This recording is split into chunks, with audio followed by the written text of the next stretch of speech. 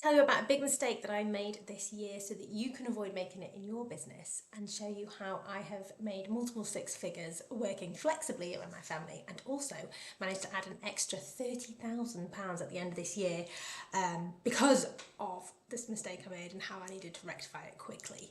So if we haven't met yet, I'm Lucy Wheeler, the founder of Lucy Legal, and I sell legal templates and have a legal membership to support entrepreneurs. And I'm really excited about this video, so much so that I've even got prepped notes and script and everything to keep me on track and make sure it's as valuable as possible for you. Now, I had planned to try and do something really catchy, like a 3 things you must know for 2026 or 5 mistakes I made in 2025, but I didn't make that many mistakes. I made one pretty big one. And I kind of feel like sometimes we're trying to get all these clickbaity titles when actually all you really want is the really nitty gritty information that's going to help you run your business. So I'm going to jump into that, if that's okay, and do what I always try and do, which is give you the real behind the scenes of what's happening and what has happened, what I've tested and tried, not gimmicks, not tricks, but things that I know work. And I'm going to start by talking to you about the train theory. And then I'm going to share with you the behind the scenes rhythm of my business, the mistake that I made that cost me thousands and a lot of stress, but how I managed to bring that back on track. And I think that that is going to be the most valuable thing for you, because if you're thinking of planning your 2026, you might want to steal my rhythm, because I made a mistake with it this year because I changed it, but normally it works and it works so well. So let me talk to you about the train theory, which I think a lot of entrepreneurs struggle with because it involves an impact on their pride, their determination, it creates frustration. And if you haven't heard of it before, it goes a little something like this. That sounds like a song. It goes a little something like this. No, it's a Japanese proverb, and it's about the fact that if you're on the wrong train, the best thing you can do is get off at the next stop. And I realised at the end of 2024 that I was on the wrong train with my business. I was going down the completely wrong track. And actually, I haven't talked about this much before, but I was building a business for where I wanted my business to be. And I kept looking at where I needed it to be. And I'd built that business, and yet I didn't have that business yet. So essentially, all the time I was making sure that I was thinking ahead and thinking, oh, well, how will we service this amount of people? And if we make this decision now, this isn't scalable, this won't work. But what I was actually doing is not putting in place the best business for what the model I did have. And I'd created this huge model that I didn't need because I hadn't got the customer base. We got a lot of customers, but we got hundreds rather than thousands. And I had to make a very difficult decision at the end of 2024 to let go of a lot of our team. And I know I have mentioned that before, but what I haven't talked about is how that's played out, because I didn't know how it was going to play out. It's a year on now, and I can say that it was the right decision. But for a long time, I was riding that train because I was kind of embarrassed. I was embarrassed that I could see that I'd made a mistake, that I was building this team for something I didn't have. I felt very proud. I didn't want to sort of say I've made a mistake and I don't need all of these people. But I think it was also the fact of I could see where I was going. It wasn't a huge mistake. It was the right thing to do to build for the future in many respects, get a good team in place, make sure everybody's ready to go. And I think a lot of me, I was really just determined to make it work. If you've been following me for a while, you'll know that I've got 2 young children. I'd been building this business whilst they were babies and just juggling the craziness of breastfeeding 2 children who just would not take bottles and raising them, growing the business, doing everything. And I didn't want to admit that it was the wrong model or that I couldn't make it work. I kept thinking, well, there's nothing wrong, we'll get there, it will be thousands, there's no reason I can't have thousands of people in my membership, one day maybe we will. And it took a lot of pride for me to stop that and get off at the next stop. And I think more so because as I realised what was happening, the frustration set in that I would be going backwards, and that the only way I could scale then, when I knew I'd gone the wrong way, was to go back. Basically took everything back over myself, got rid of the team, had just one other person working with me, one person doing like an hour or so, I think like an hour and a half a month, so really nothing, and one other person helping me on the admin side, but really everything came back to me, and that was really frustrating. That really felt like it was going backwards. So I want to share that with you, that train theory with you, because it's a really great time of year to be reflective and to see whether what you're doing is actually right, and whether you need to have a word with yourself and say, is this the right thing? Am I doing this because this is right? Am I doing this because I think I should do it? Is this a right business model for me? Like, what is it that, is what you're doing the right thing for you? And I think you should ask yourself that question, especially at this time of year where you're potentially reviewing what you've done last year and then moving forward. And the reason I bring it up now is because as part of my review for this year, I am so proud that I made that decision. And it meant that in January, I had a clear slate. I could move, because I'd let go of everybody in October, like they'd worked their notice, and sort of everybody finished in December. It was quiet. I then had no noise just to work out what I wanted to do in the business, and knew I was going to be going backwards, but had really big ambitions and things. And I haven't calculated the very final figures because we're not right at the end of the year, but we have way gone over last year's targets, last year's revenue, last year's profit. We've hit targets. This year has been incredible, and it's because I let go of my pride, essentially.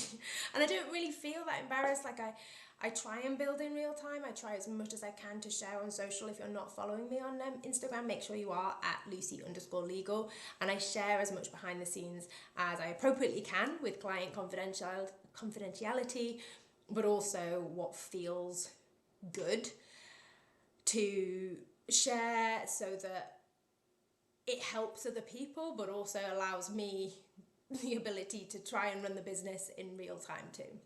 And I'm really not one to like sugarcoat things, which is why I ought to gatekeep anything either, which is why I'm going to share with you the rhythm behind my business and how I have scaled it to multiple six figures and added in an extra 30 grand at the end of this year, which I hadn't seen coming exactly. So let me explain that bit to you, because I think this is the bit that's going to help the most. So within my business, I have a rhythm, and I've had this rhythm for a number of years now. But back in September 2024, I wanted to get really clear on it and really dialed in. So like, this is the only thing we're doing, because everything else was becoming a distraction. And I think that's what's really hard as well. As you begin to grow a business, there are more opportunities and everything seems like something that you want to do, and it isn't necessarily the right thing for the business. So for me, especially someone who's always like, yeah, I can make that work, I really needed to keep focus. So this will work for you, whether you want to do it over 3 months, 4 months, or 6 months probably. But the way my business works is on a 4-month cycle. So I have 3 4-monthly cycles, and I repeat each one of those. So what that means is that every January, May, and September, I'm doing the same thing. Similarly, in February, June, and October, I'm testing myself on the months here, I'm doing the same thing as well. And what that looks like for me is running my signature offer on that first month in the cycle.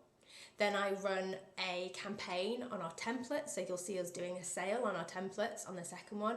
The third one, I invite more people to my membership and I push that more strongly. And in the fourth one, I'd love to say we have the month off, but we don't have a month off. We just like recalibrate, grow, review, prepare, because we need a month to prepare for launch, which is the big signature offer again for that first month. So within those cycles, it allows me to live my life, most importantly. And I think that's been the biggest shift for me.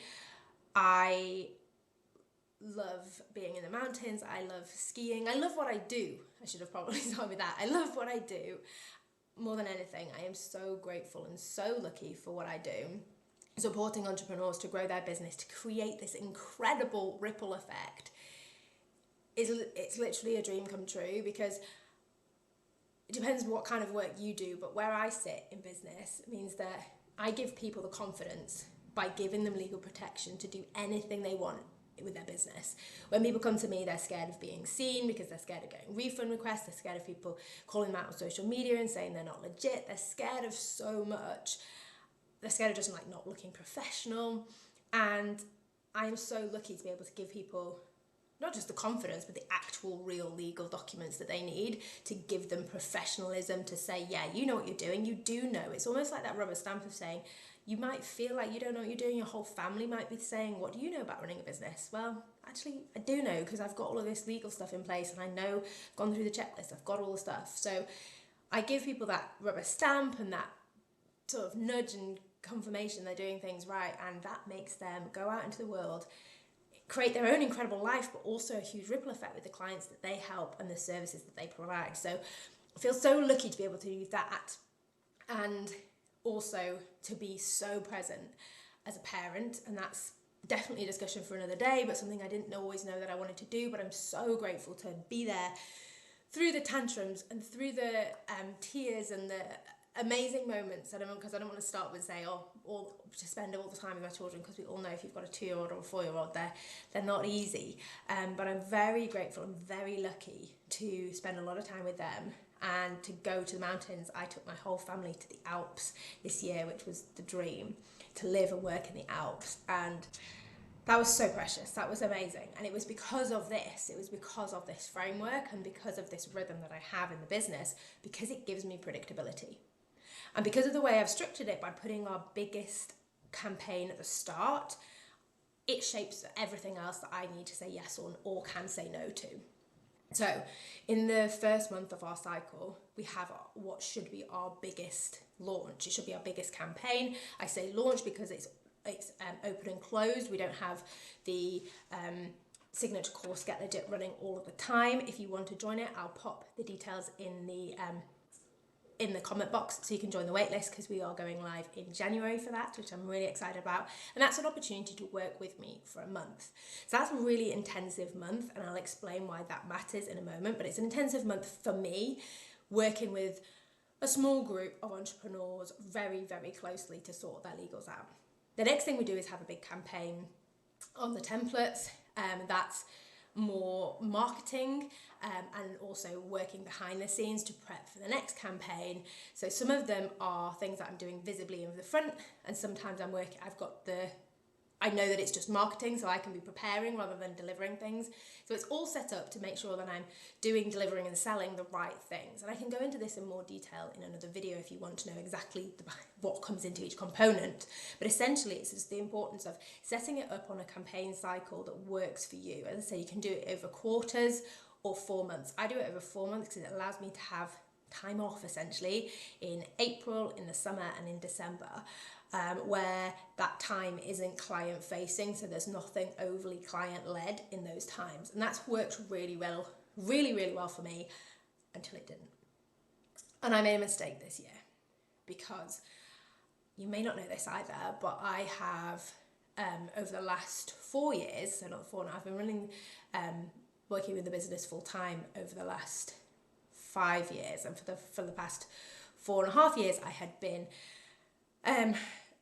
the sole breadwinner in my business. So it was just me, and my husband has been around and supported me in everything I'm doing, but it meant that I had to earn all of the revenue. And in June, my partner got got a project, and he was doing his own thing. So it meant that I was looking after the children, which meant that a slight shift to the plan, but it was fine because August is the downtime month. Then it came to September, and we came to the planning sort of in August and September.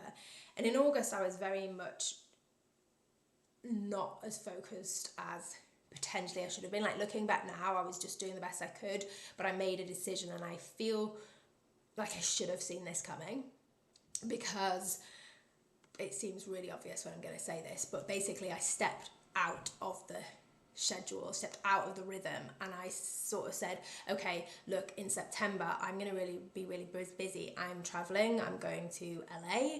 It's where I met Jay Shetty. If you haven't heard me talk about that yet, it's on another video, but I met Jay Shetty out on a retreat for multi-6, 7-figure business owners. Absolutely incredible. Was really proud to be in that room, really nervous before I went, wasn't sure how I would fit in, was just so thrilled that I felt like I was meant to be there. So that's definitely a big win for me for this year. But one of the issues for that was I didn't run the September campaign, which meant I did something else in the August and then something else instead in the September. And whilst they gave me the cash injections I needed them to at the time, they weren't payment plans. And one of the big things that I always do with what I offer, because it's so incredible, the signature course that we have, I offer people a payment plan because I want to make it accessible to them. And normally they have that on either a 5 or 6 part payment plan, and I did not have those payment plans in place. So what that meant was I could see that there was going to be a gap, and I didn't know how bad it was going to be. And I knew that there was going to be a gap for November and December. And unfortunately for me, I can't have a gap because I've got bills to pay, we've got corporation tax bill due, like most business owners, right at the end of December. So I kind of realised in September what I'd done, but it was too late. It was too late at the end of September when I'd like hit the goal. I was like, okay, brilliant. Like, how is this happening? How am I doing this? It feels so great. I was out in LA, I was doing all the things, the revenue was coming in, but I could see that there was going to be this gap. And then in October, we did our big birthday sale because that's the next bit in it. So the campaign that we do then is the template sale. That went really well. Although we did something so exciting, send people around the website, and it crashed the whole entire website. So although we did better than we'd ever done before, it didn't quite go far enough to close the gap, which I didn't think it would. Like, it was the best, we had the best sales days we'd ever had. And so then it felt really bad to them to show up. And obviously I haven't ever said this, I haven't ever said that it wasn't enough.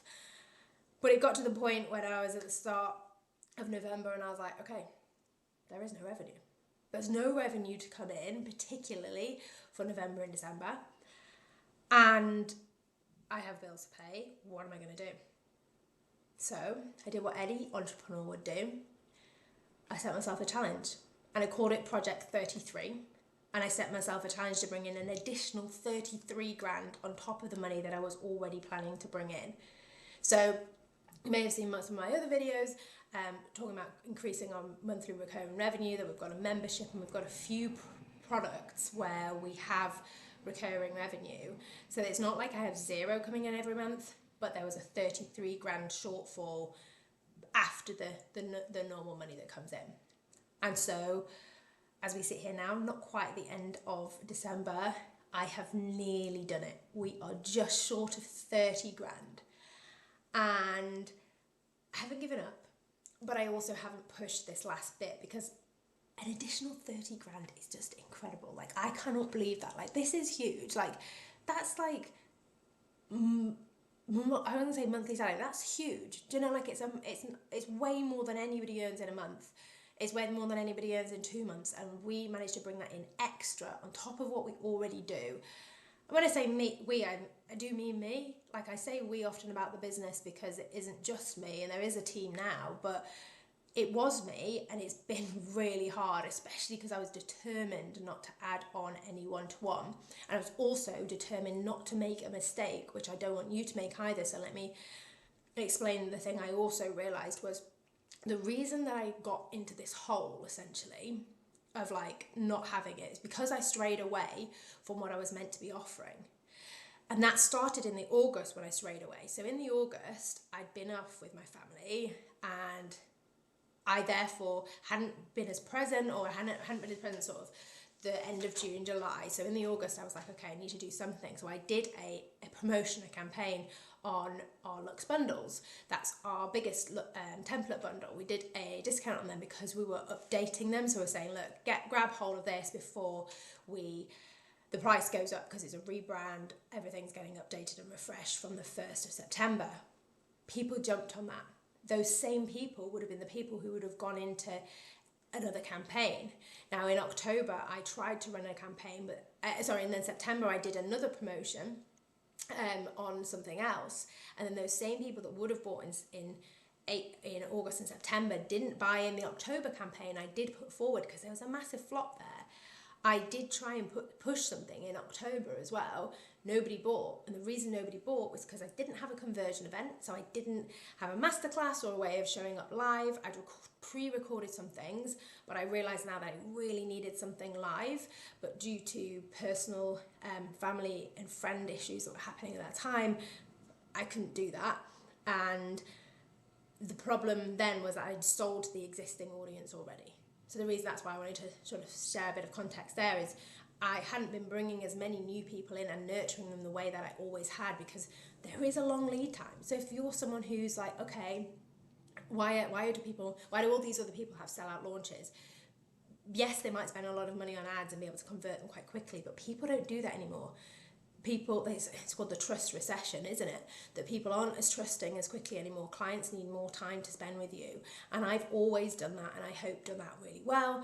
I give as much value in videos like this as I can so that people can get to know me and trust me and know that I'm here to stay, know that I understand what they're going through. And I hadn't been doing all of that for the months before, and I sold them other things, and therefore there was this gap. So I was very proud to plug the gap. And let me tell you what I'd plugged it with in case you're interested. So I sold things that I always had planned to do, which is lifetime passes to my membership, annual passes to my membership, some big trademark offerings. So I've been supporting with people with trademarks. I've got multiple trademarks that I helped some people with, so I renewed some of those.